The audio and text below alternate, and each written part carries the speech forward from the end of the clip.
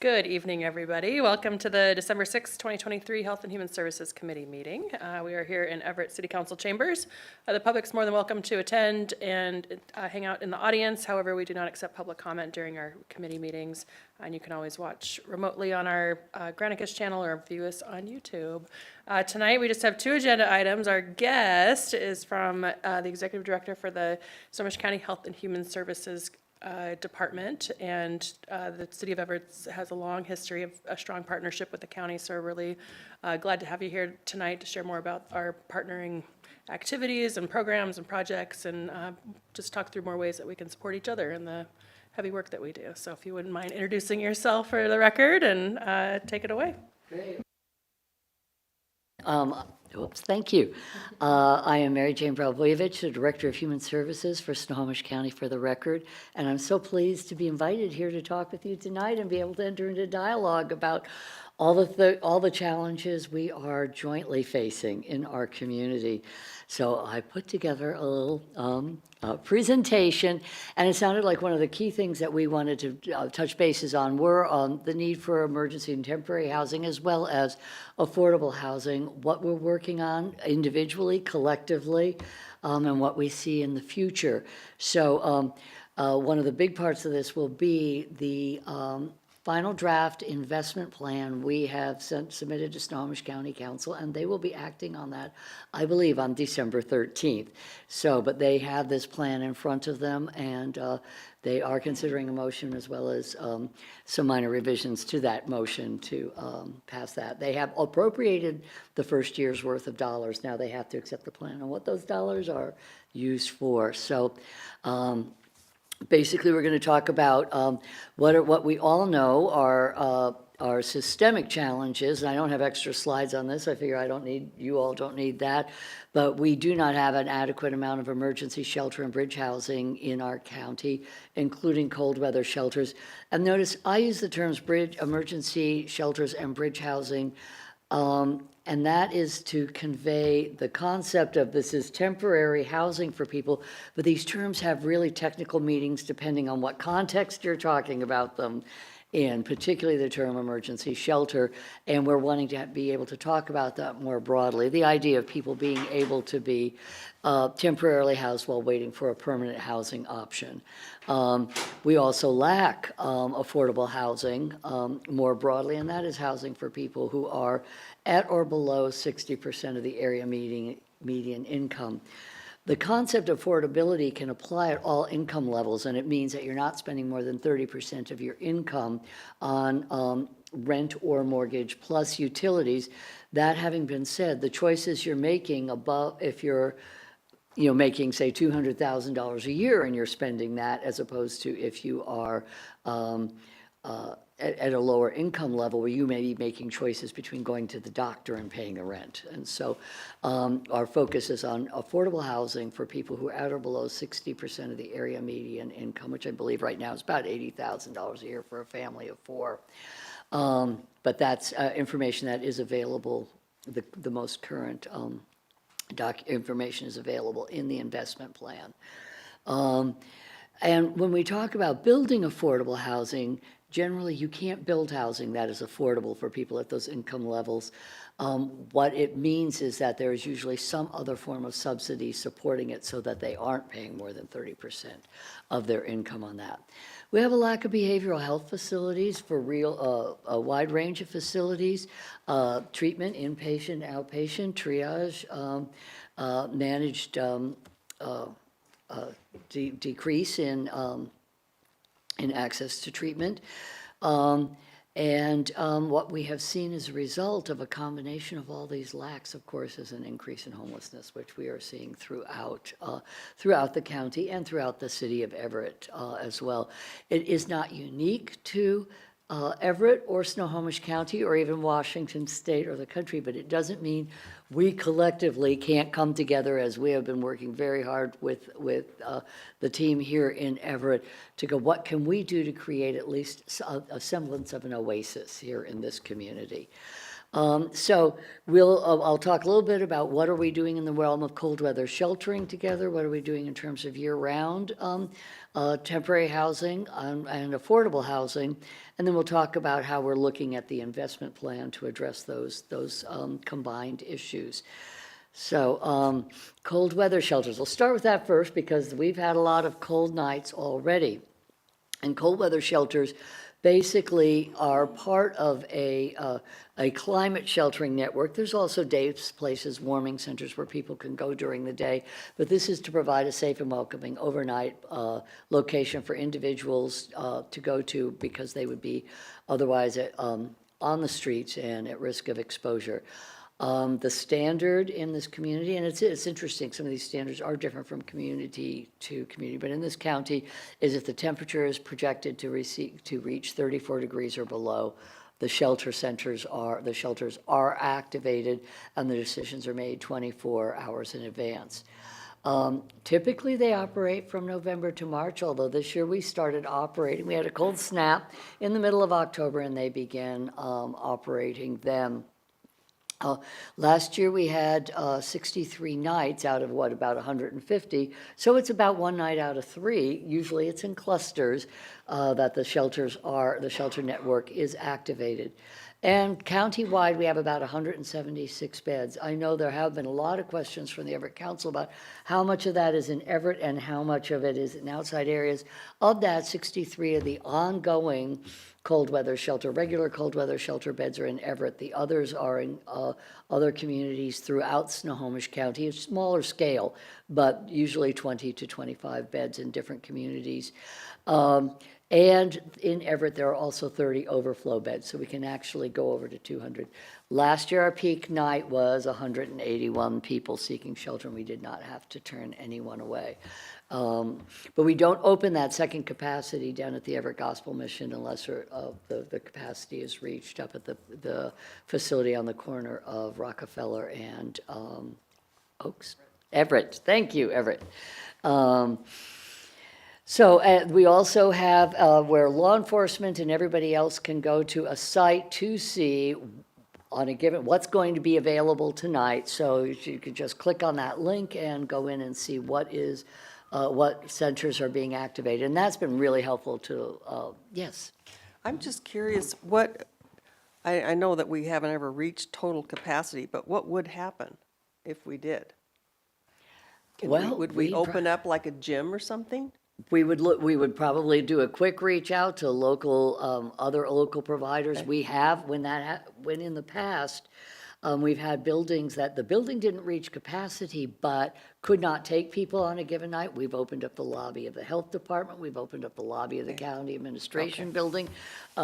We've touched bases with folks here and go, who can open what, when, where, how. Okay. And cold weather sheltering is a very nimble operation. You're always operating in what is the problem we have to solve right now. Just want to make sure that anybody at home watching knows that we wouldn't just we have never had to turn them packing. Yeah. All right, great, thank you. In instances where people have not been sheltered on a given night, it's because they arrived too late or things like, past the time that they were allowed to come in, but there have been very, very few instances of that, and we've all worked collectively very hard to provide sheltering. Mm-hmm. Mm-hmm. Mm-hmm. Thank you. Really, really helpful information. Are there any restrictions at these as far as, gender or pets or families or anything like that? Some of these shelters are designed specifically for families. Some of them, did I put that back here? I might have it somewhere else here. Some are specifically for families. We have not had to restrict gender. People have brought in pets. Most of them are not really set up for that, but we keep working with the providers on that because we know that those are really significant issues. But particularly families with small children, we want to make sure that they have a safe environment to be in. Ordinarily, there is a code of conduct people have to sign. If they do happen to have say a knife, they relinquish that when they come into the facility. They can check it out when they leave. And there's, of course, behavioral expectations for people. within the centers, but they're signing an agreement that they understand what those are. I have to say, the vast majority of people are incredibly appreciative to have a place to come into and off the streets. You know, and I've seen instances where people have come in and brought in a blanket and had it get misplaced. If a blanket were the only thing I have, I think people would hear about it, and people have been incredibly gracious. We've always been able to find them or replace them, but the vast majority of people are very appreciative. Many of the people coming into shelters are veterans, and they're veterans with incredible skills. And we found people coming in and doing a lot of support and maintenance and helping with logistics in a really impressive way because they want to give back. They don't just, want a place to get off the streets, but they want to be able to give back and contribute for that. So very important service to the community, and one that the people who come are very appreciative to receive. So there have been challenges. There have always been challenges, and over the years we have increased our involvement in this arena. It used to be really kind of a grassroots, what local group wants to open their doors and do that, open up a shelter. But we're finding, it does need stable and trained staffing, and that can be a challenge because people are basically on call throughout the season for what night are we going to need to be there. A lot of the facilities none of the facilities were designed for this purpose. And so, we've had to help repair plumbing in the middle of the winter and things like that. We're working on how we can address this, and we'll get to that in a little bit in a more effective way. But a lot of these locations were really not designed for that purpose.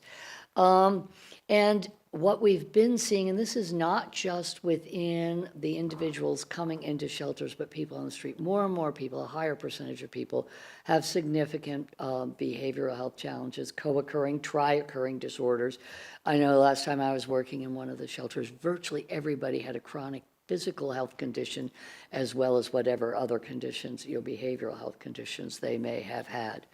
And that's, it's very, very challenging to see people with congestive heart failure, people with diabetes, people with, one shelter, somebody with stage 4 pancreatic cancer. I mean, just really people with incredible challenges in their lives. And this is really an important, both for them to get a warm place to be in and meals. So, so if people do have significant behavioral health challenges, people who have historically provided services are not necessarily, well trained to be able to address those challenges.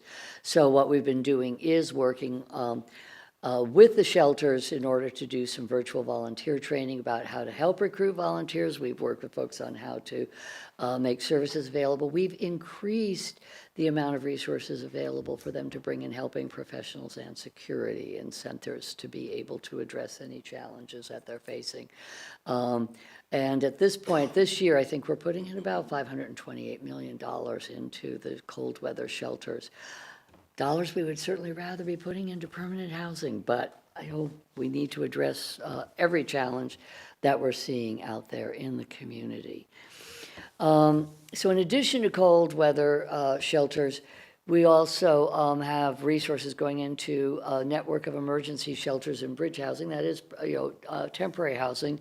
Currently, we have 201 beds in 82 family units, and they are operated by a wide range of agencies that you see listed here. And that is, so one of the key differences for emergency shelter, or for a cold weather shelter, you're checking in the morning or at night, and you check out in the morning, and then you have to come back again the next night. For these, we have pivoted from doing that kind of sheltering on a year-round basis to sheltering where people have assigned beds, because you can't really find stability from which to address other issues in your life if every day, every night, you don't know where you're going to be sleeping. And so the folks who are coming to these shelters know that they have an assigned bed. That may be in a congregate setting, it may be in, say, a pallet, and it may be in a motel. So we certainly expanded, we and the city working together, and the city's really been out in front on bringing pallets into the picture. And what we're finding is different people have different needs and different desires about where they are staying on a given night. So we now have a wider array of sheltering options than we did in the past. Some people who are in congregate shelters really want and need the community connection and the connection to other people. Some people in pallet really need the privacy that they're getting in the pallets, so, or in motel rooms. So we're really seeing a variety of needs out there and having to have a variety of options. In addition to the family shelter units, I don't know that we have any pure congregate. We have somewhere up, two families may be sharing a room, but not congregate in the same way that we have in the individual units. And for the individual units, we have 311 beds in operation.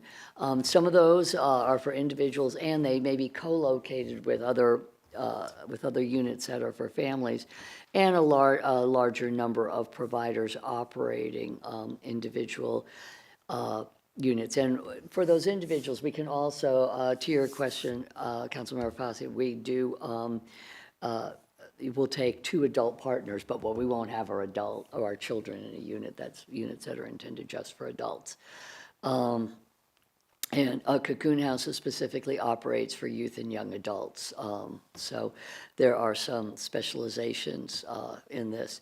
And Everett Gospel Mission operates 4 separate shelters, including the men's mission, the women's mission, of the pallet community behind the men's mission, and the shelter that is currently located in downtown Everett, and we're working on getting moved elsewhere. So. And that's been a joint collective process from all of our teams working together. Thank you. So I'm seeing that the county shelter capacity is 201 beds for 82 family units and 311 beds for individuals, for a total of 512 beds-ish for folks who are needing shelter overnight. Right. What was the count again for the point-in-time count last year? How many people were experiencing homelessness? It was 600 and something. So there are more people than there are units available. Of course, people on those individuals can, on cold weather nights, come to cold weather, but there's more people than there are units available. Not everybody is ready to come in off the streets.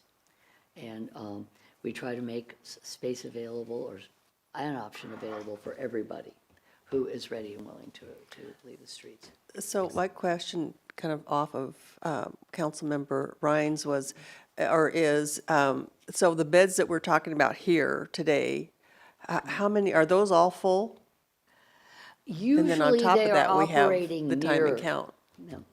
Usually they're operating very near capacity. So in the point-in-time count, what you'll see is the total count will include people in shelter, does. but basically that's just an indication of what your capacity is in Okay. those beds. Okay, So, I didn't know if those were part of the count. yeah, Okay. no, the 6, they are included in the count, but of the people in the count who are literally on the streets, that was Yes. over 600 this last time. Yeah. And we can certainly get you the infographic, which shows the exact breakdown of who those folks, of where those folks were.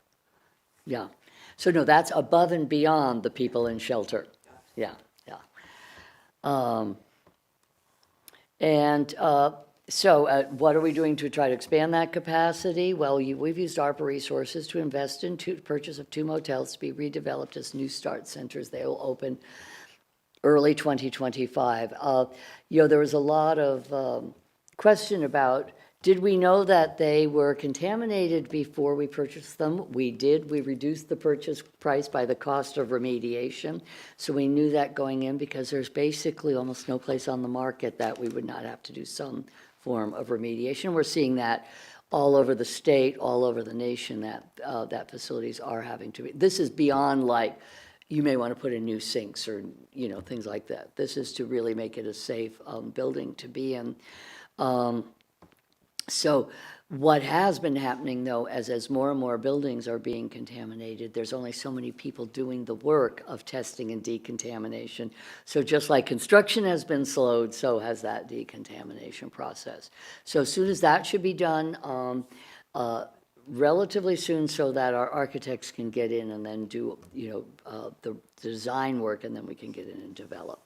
But And this how will- many beds will those 2 hotels? 120 units total between the Oh, two, about okay. 70 in Everett and about 50 in Edmonds. And why am I being a little sliding around a little bit because some of those units may be, we're going to try to absolutely minimize that, repurposed for like office space and things like that. So we have to get in there and really see them to be able to make that determination. But we're anticipating 120. And again, we're working very close with the local jurisdictions, and that means we're going to be working together on what is the code of conduct, who comes in, when do they come in, how does all of this work? Because we know in each city that there's going to be an impact of having those facilities, and we're wanting to, in both cases, did a lot of neighborhood outreach beforehand and went around with the neighbors. Within Everett, we got lots of guidance and support from the staff, the team here about how to go about doing that and make that happen in a way that, we all know that for all properties that all of us try to develop, there are instances in which no amount of neighborhood outreach is going to work. But in the case of both of these, it was well received. So, and we got good information to include in our code of conduct and in our planning for how to make sure that we are minimizing the impact on the surrounding neighborhood. So right now, the one in Everett, if you drive by, you could see that it's fenced off. There's security on site around the clock to make sure that it doesn't the property doesn't get further harmed in any way while we're working through that process. And we are also co-investing ARPA funds in what are called shelter partnerships, and these are dollars coming in where the cities and the county are matching funds together, and that is to create 36 shelter beds in Everett and Marysville combined. And then in Edmonds and Linwood, they're going with the motel voucher route rather than creating more shelter beds. But in both cases, we're co-investing. In all those cases, we're co-investing in creating more sheltering opportunities. And again, all of these for folks know that when they leave, they can leave their belongings there. When they come back, they still have a place to bed. So do we know how far we've gotten on the plan for the one in Everett? We're in the process of remediation right now of the one on Everett. So as soon as that's done, that's when the monitors, or excuse me, the architects come in to be able to reconfigure. They've already started some of the pre-application work with the city of Everett. And where is that site? That's at the New Start that's- Center. Yeah, so they've done some initial conversations with the city and the permitting and to kind of be ahead of the game so that when the architect is in, that they already kind of know that they're checking all the boxes that have to be checked. Great. No. Been working on it, we know that it's everybody wants people to not be on the street, and everybody also wants to not be impacted, and we know it's a joint effort between, excuse me, the county and whatever jurisdiction we're working with to make sure that we are all on the same page at every step in the process. So, and working very close. I mean, we meet all the time, share information. And we need to do that because this is such a rapidly changing environment. I mean, I told county council the other day that I've been doing this work for 51 years and I have never seen a time where there was more change more quickly than we're seeing right now. So it's quite remarkable, really. We've also, again, working in concert with the city, we invested in 20 pallet shelters. They're currently being used to house residents of Claire's Place while that is being redeveloped.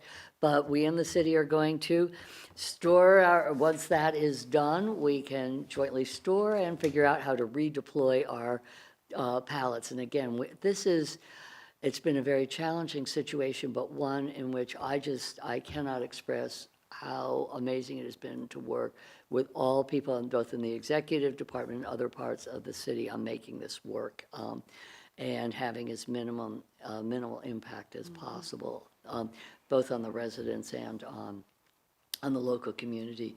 It's been a phenomenal partnership, I feel. So really worked well. We've all worked well together.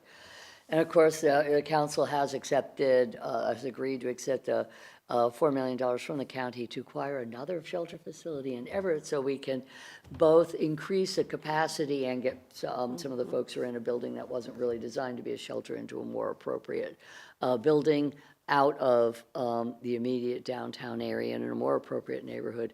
And we are just, again, talking every day about how, every step of how we're going to go about doing this. And Julie, I don't know if you want to add anything to that discussion or... Well, you will be getting an interlocal agreement between the county and the city for 4 million. I was going to say 400 million would be cool. Hey, Put that wink, other wink, zero in yeah, there, will exactly. you? For $4 million. And then the hope and intention is that we'll work with Everett Gospel Mission on a location near their location. But the first step with that will be doing community outreach and make sure that we're making sure we're ahead of the game so that there's not any surprises. And so those are kind of the next steps is community outreach and then the interlocal agreement. Okay, Great.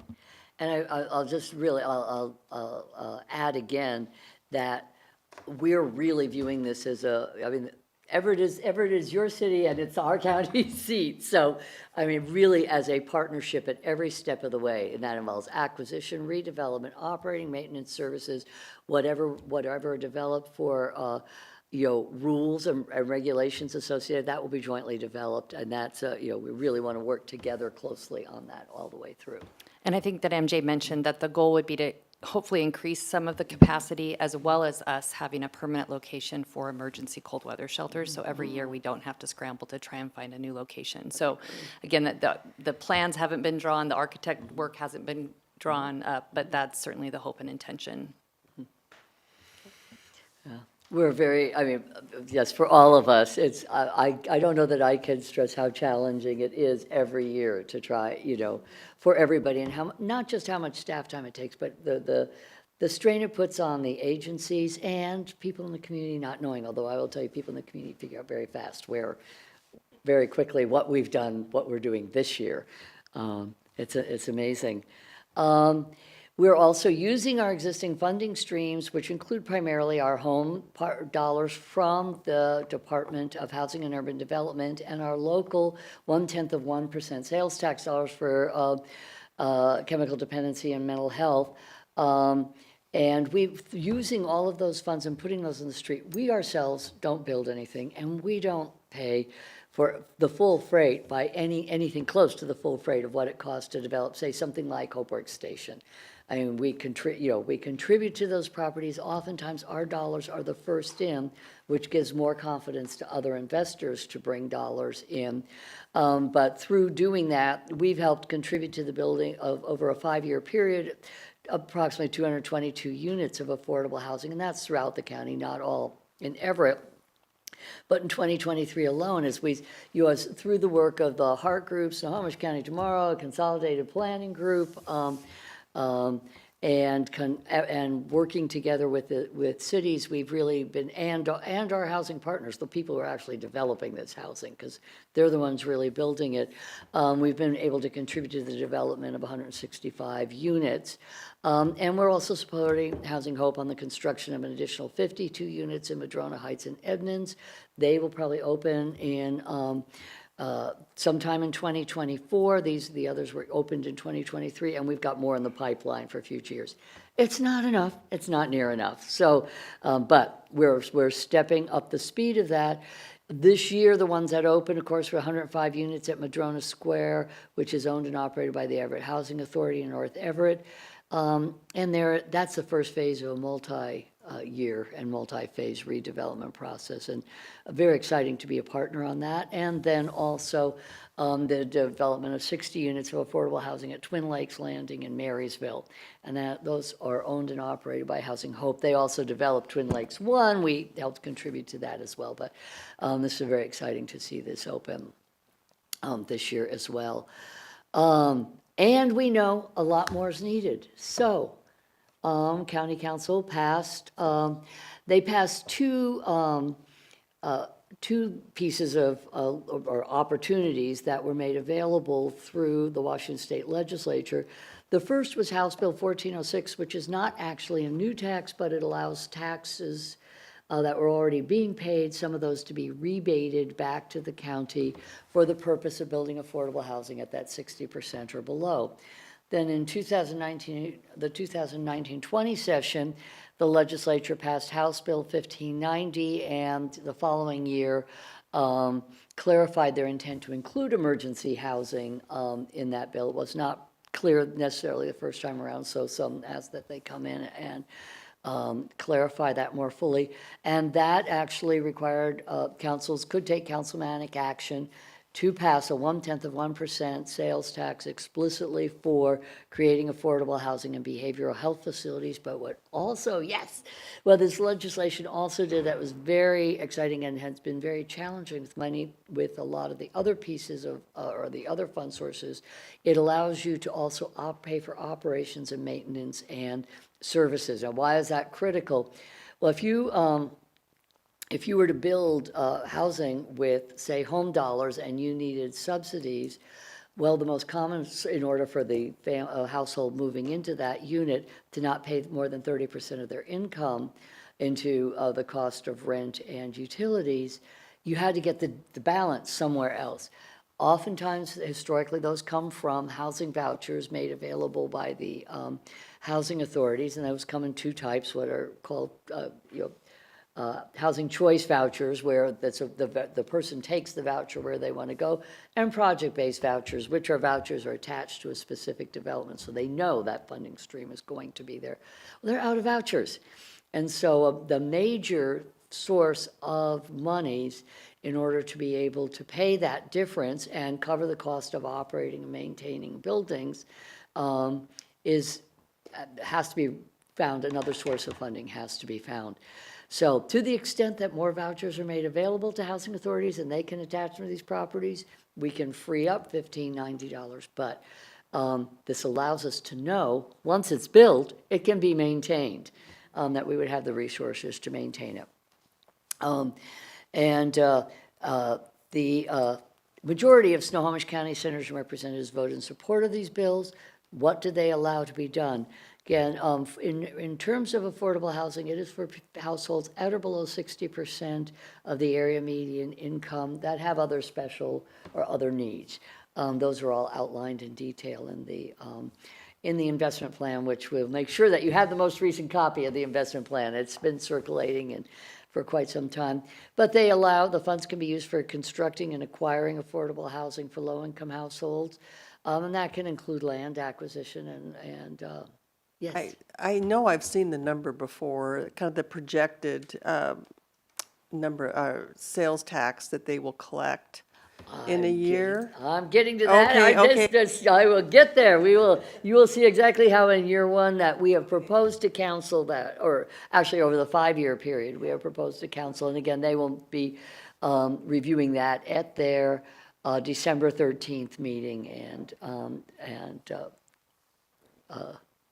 hopefully finalizing it at that point. It is their tax. I mean, they passed it, so there's a huge amount of interest in how that is used to address our common issues and challenges. It can also be used for constructing and acquiring emergency bridge and supportive housing. Now, why did I lump emergency bridge and supportive housing together? Because the cost of operating and maintenance for just regular affordable housing and supportive housing, emergency bridge and supportive housing, are quite different. So you have to figure in different costs for maintenance, and for emergency bridge and supportive housing, you have to consider the cost of services above and beyond that. So that people are not just put in there and then they don't have access to other resources through which they can stabilize their lives. We can use it providing those services. It can also be used to construct and acquire behavioral health facilities. And again, the operating and maintenance is, we've got two different models or business models, again, between behavioral health facilities and housing facilities. In that behavioral health facilities, the cost of operations and maintenance and services usually comes from the fees that are paid by the insurances, by the managed care organization. So that's how those costs are being paid. Whereas in housing, if you don't have vouchers, you just have to come up with the cost of maintaining. So it was an interesting process to develop an investment plan for really some very different kinds of investments and investment models. And of course, there's always administering these programs and evaluating their effectiveness. Okay, so now getting to what you had wanted to hear the most about, which is over the 5 years, our projected revenues for these dollars are $130 million. We began collecting 1406 money, gosh, a couple years ago now, and had not been spending that yet, wanting to wait and see how we could combine it. And we began collecting 1590 on April 1 of 2022. Over the first 5 years, we're planning on expending 114 of that. That's a pretty hefty reserve, and your experience with other sales taxes, at least at first, you want to make sure you've got money so you can pivot. Once you sort of really see what's coming in, what are the requests, things like that, you can bring that reserve amount down. And with our with the chemical dependency and mental health sales tax, that reserve is way down to 4 or 5%. But we don't want to be there and not be able to pivot for whatever it is we didn't anticipate in those first few years. So again, council will be making all the final decisions on that. And we broke it into 5 categories, the lion's share being in affordable housing, including what it costs to operate and maintain that. So considering more for bridge and permanent supportive housing, and that will include operating and maintaining the New Start centers, and providing services, having staff on site to provide services, as well as coordinate off-site services. We set aside $10 million of this money for behavioral health facilities. We'll also some set aside within the chemical dependency and mental health sales tax for behavioral health facilities, and of course some money for administration and evaluation. So the way we put that money out on the street is also somewhat different in that for housing, we have a standing RFP process that we have, or it's probably, I think, called the no notice of funding opportunity, that we put out on the street with existing dollars. These dollars, or many of these dollars, would be added to that. So it all goes out in one pot for developers to submit their proposals. Why? Because first and foremost, it's easiest for the developers. They don't have to do multiple different proposals for different pots of money, and it allows the reviewers the most flexibility in which pieces of which project fit which pot of money. It's more like how financial aid is handled at community colleges than they're applying individually for each one. And we anticipate with that amount of money, again, we don't ever pay the full freight, but that we can contribute to the development of at least 550 more units above and beyond the usual 222. So that's a substantial jump in the number of units that could be created. Here's a little chart that just shows that, that could, during this 5-year period, increase or add 772 units serving 2,042 residents, more than we would be able to serve without that money, and probably create another a total of about 3,000 units by 2024. I mean, substantially increase in what we can do. Do we need more? Absolutely. It's a good bite, though. So again, that's 3,000 units by 2040 of affordable housing for those households that really most in need for that service.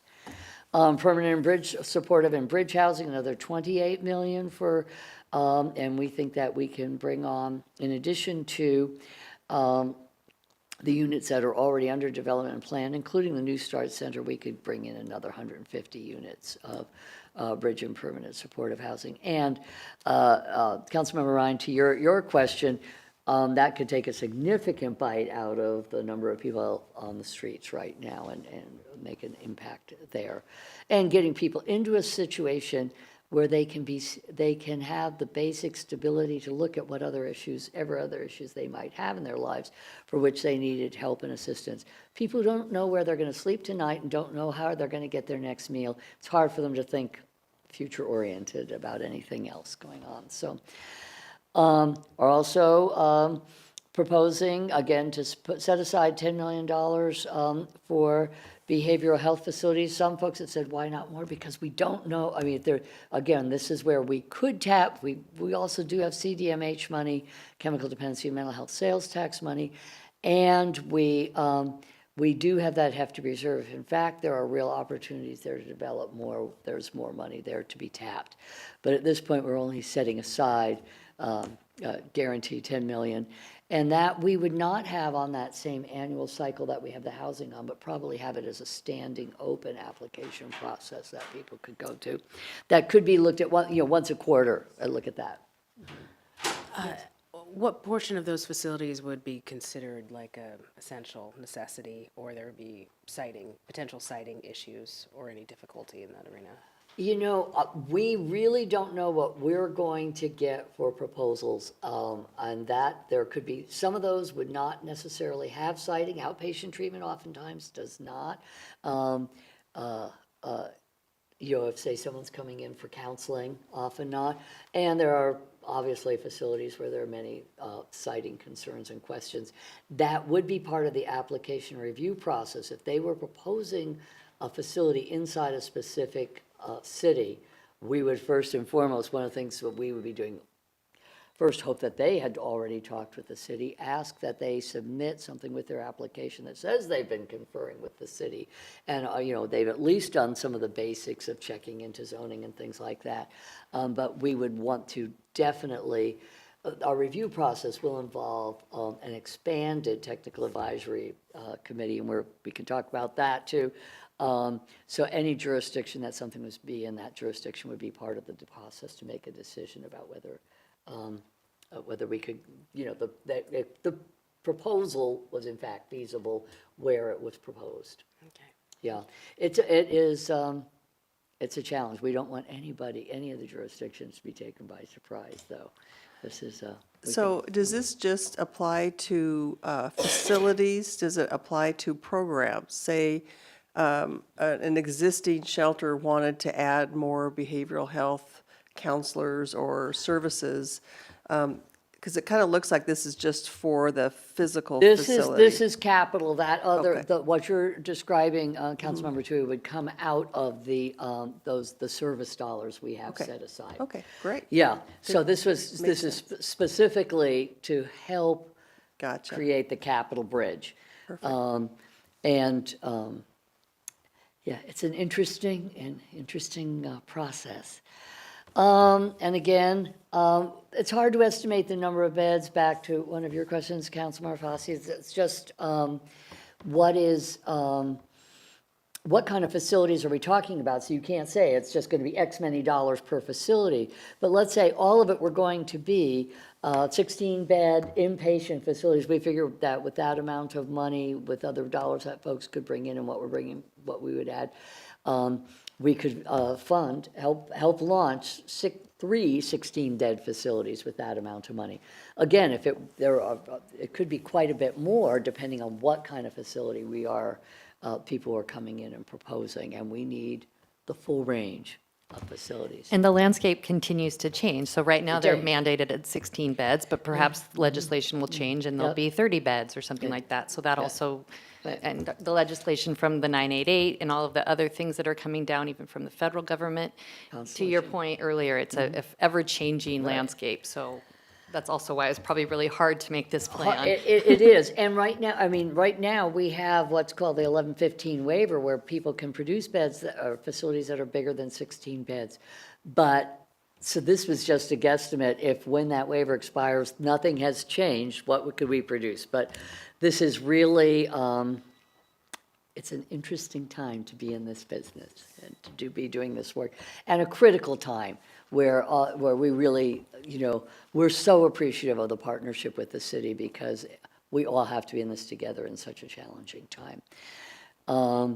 Again, there's 8.5 million set aside for delivery of services to residents in bridge and supportive housing, which can on-site counseling, behavioral health, and we think that will probably climb, but we wanted to at least have a starting point for that, and we based that on what we were seeing in other jurisdictions in other parts of the country that have adopted this model. And of course, some staffing for just administration evaluation of the programs and services.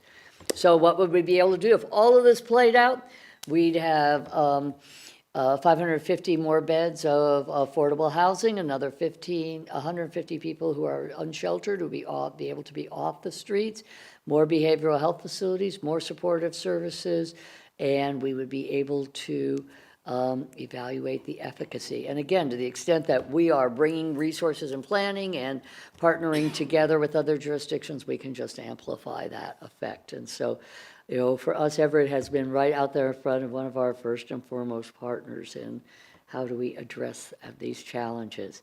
And with that, you got what I got. Awesome. Thank you so much, MJ. Thank you. I can personally attest that MJ and her team are phenomenal partners at the county, and just thank you so much for all the work that you do.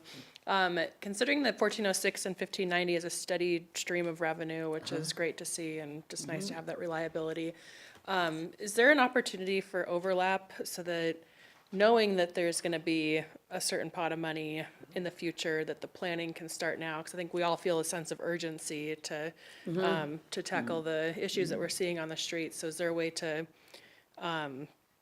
start some of those like logistical balls rolling now of like designing places and site planning, knowing that the money's going to be there when we're ready? Particularly for behavioral health facilities, absolutely yes. For, and it's an interesting question as it relates to affordable housing. We have to compete it, that is a requirement. But all development begins with land, and all land exists within a jurisdiction. And so to the extent that someone's coming to that jurisdiction, starting all of those pre-processes going, and to be able to produce a more complete application that's going to make them more competitive. And right now, this is more money than we've ever had people apply for. So, I think that will change. I think we will get more entities interested in applying for resources. But yes, I think that assuming it should council approve, we would begin that process right away for the first wave of money and start overlapping, thinking about that second wave of money. What's in the pipeline? Who's coming to you talking about what? What do we, do you have properties that people are looking at developing and working with you on? We can build that into the planning for what we ask for the next year, because each year, even though there's a 5-year plan, each year the dollars are appropriated by council through a budget, through the budget process for the year. So it's a year-over-year appropriation. We wanted to start showing what does that having a steady stream look like, and what do we look like we can invest. So that was kind of a long-winded answer to, we still have to compete, and yes, we can be always looking out to the future. What's in the pipeline out there? I will say I've never seen it be the case that somebody comes in today and they can stick a shovel in the ground tomorrow. So usually, once they can get a shovel in the ground, it's relatively quick. It's getting to that point. So.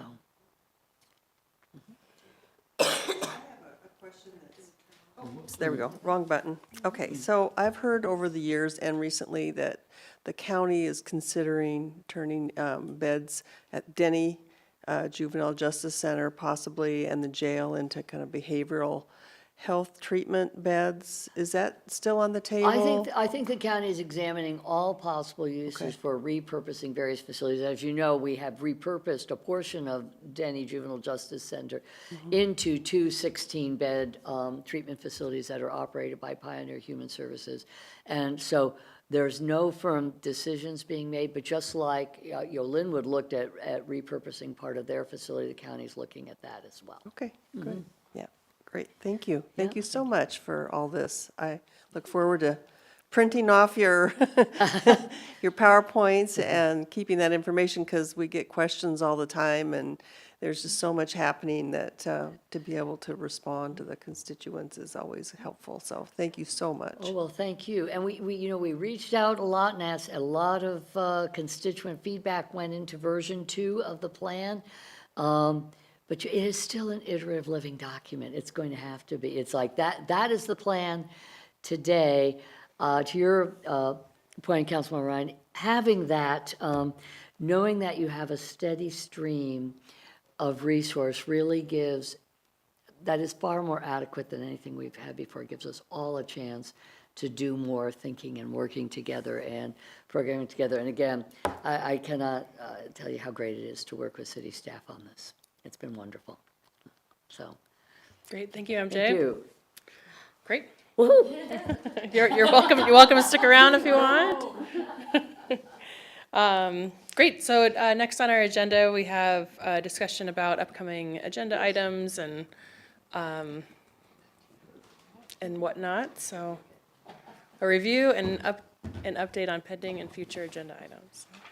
We, I think, I don't know if that's official quite yet, but we have some staff proposal maybe for an item that we will probably be ready to bring. Kind of a pilot project concept. And then the stuff that's on your pending list, because I don't know if anybody has it in front of them, so. Guests from Everett Community College Early Learning Center, that's been on there for a little while, maybe not as urgent anymore, I don't know. Addiction treatment options, pathway gaps for services, homelessness prevention, including tenant protections, rental registry, local crisis triage, reports on successful projects, briefing from COET. We had, I think your team, right before I started, maybe like in April, you did a kind of a big summary of your department, and so we've kind of held off, but maybe in the new year, maybe it's an annual kind of update of some kind. Providence Medical Center guests, food resources, those are the ones that are on the brainstormed list from past meetings. Some of those are really kind of outdated, and you've gotten a lot of updates. And to her point of the one idea that we have is just to come and talk about the opioid settlement funds and potential use of a pilot program for a mobile opioid treatment pilot. And so that's what we'd like to come and chat with you about. Great, yeah, I'd like that. Thanks. Yeah. I just was like, is it ready for prime time? That's why I I'm don't here, know. Jennifer. It's like, Quite the teaser. Exactly. Let me be a little more specific. yeah, thanks. So that would be that's what we have for the Sure. main Yeah, I one think- next month, so, yeah. Yeah, I think we can update the list. I agree, some are a little bit outdated now. Yeah, I think the opioid settlement was definitely something I had been thinking about lately to add to the list, so glad to hear that's coming down the pike. Any other? Anything else? I don't know what have left on our ARPA funding. I know that a couple things maybe have come in less than the budgeted amount or aren't going to happen. So I don't know if it doesn't all touch this area, but a lot of it was designated. So I don't know if there's other things we should be considering or.